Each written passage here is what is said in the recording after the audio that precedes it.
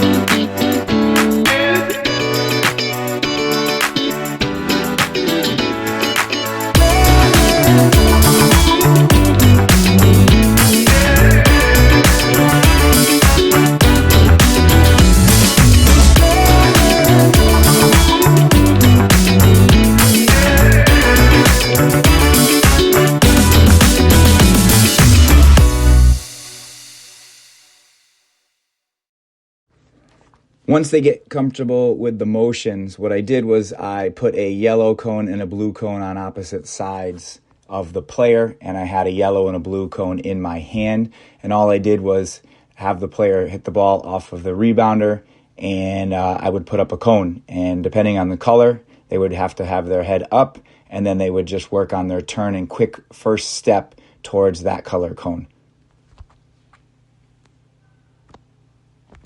I really like this drill because not only does it get the player's head to come up, but it gives them a little bit more awareness of the field around them, and it also helps them work on a quick change of direction and change of pace once they identify which color cone they have to run to.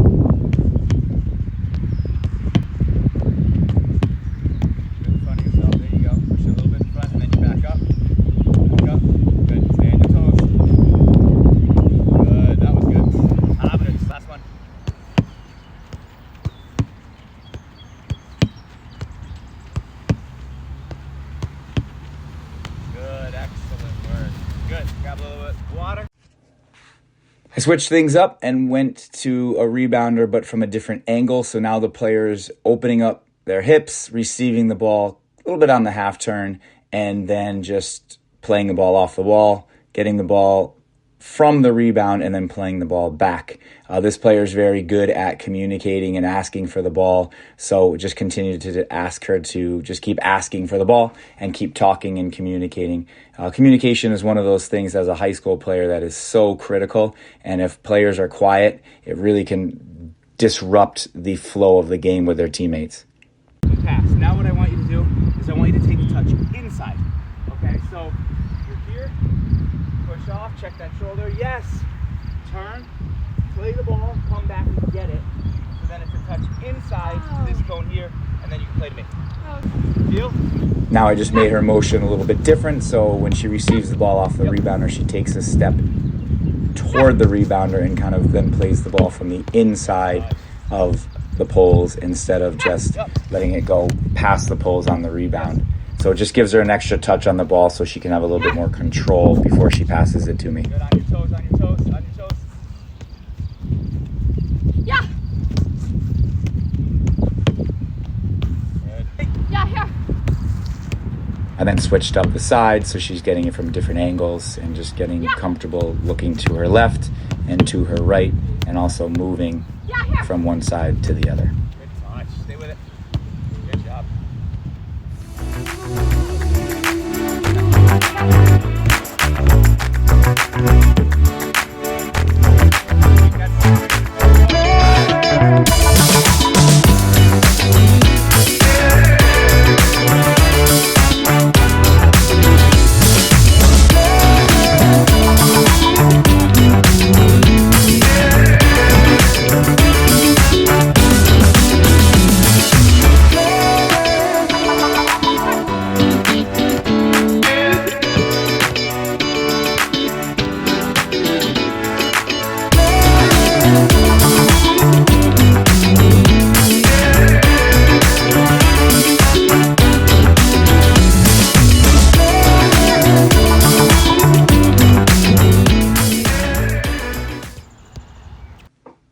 added cones, a yellow and a blue cone. And now when she receives the ball, plays it off the rebounder, her job is to dribble toward the cone that I yell out.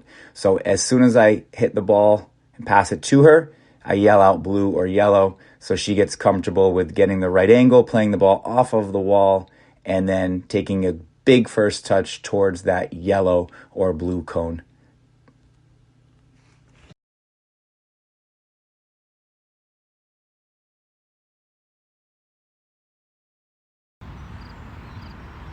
Yellow. There you go. Great. Perfect.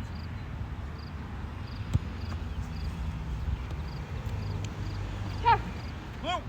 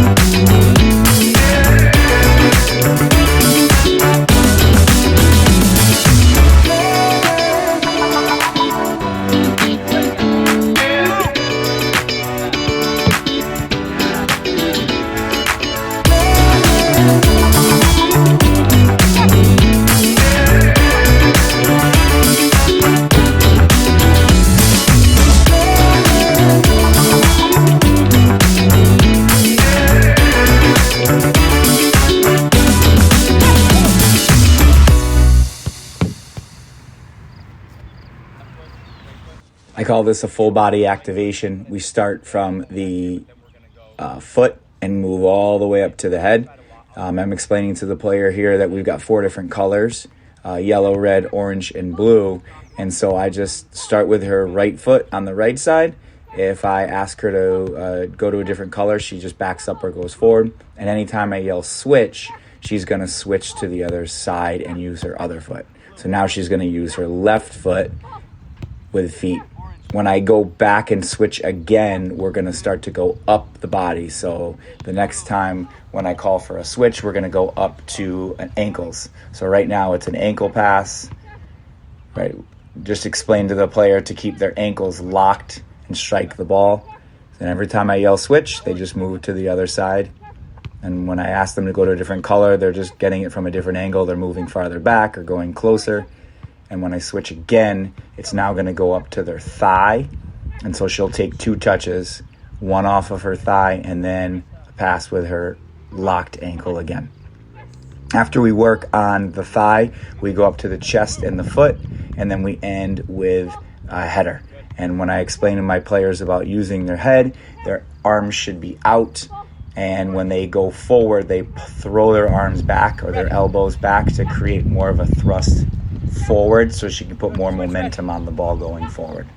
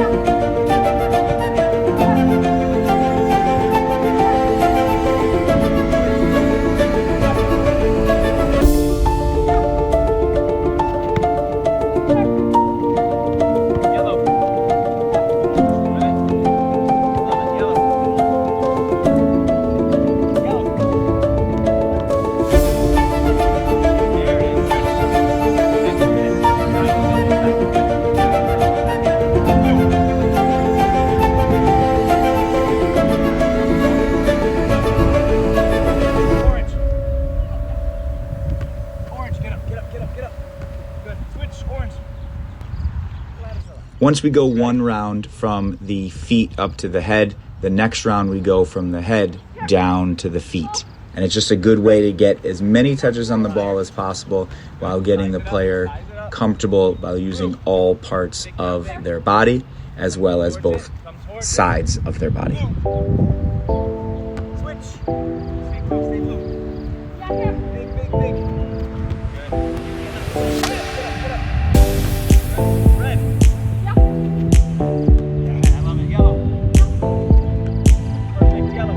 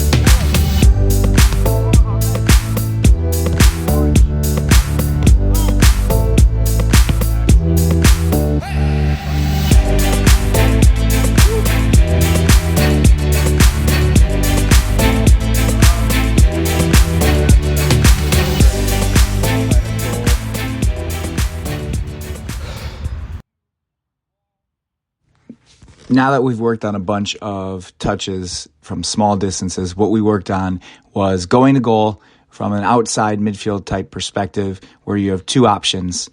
I play a ball to the player outside wide, and she comes in and plays me a 1-2. She brings the defenders in deep, and then her job is to play the ball with a negative pass to the penalty stripe area. Where the 12-yard penalty stripe is, I put a yellow pole, so she has a visual guide in order to try to aim and hit somewhere near that pole. So it would be similar to a player making a run in.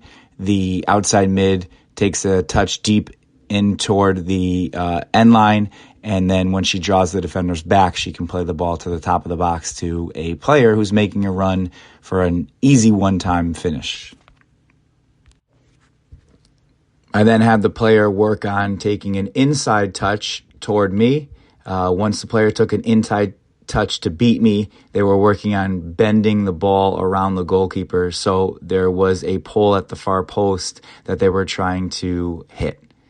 So not only are they working on the outside motion of taking a player down the line, but now they're working on taking a player inside for a shot on goal. So again, I think the reason why that ball is going over is because when you're making that step, it's kind of like a small step. Right? You really want to go step and then push off with this one to really push this ball here. That way, your last step, look how far I'm stepping. What am I doing when I take a big step with my head? It's down, right? And what's happening is you're doing this, you're taking a smaller step. Some of the coaching points I had for the player were to take bigger steps when she's approaching the ball. That's going to force her body to actually stay over the ball so that her shot is down. The other thing that I was talking to the player about is where she should be striking the ball, kind of the side of the ball, using the knuckle of her big toe so that she can kind of sweep aside at the ball and it can get a little bit of a spin or a curve around the goalkeeper at the far post for a shot.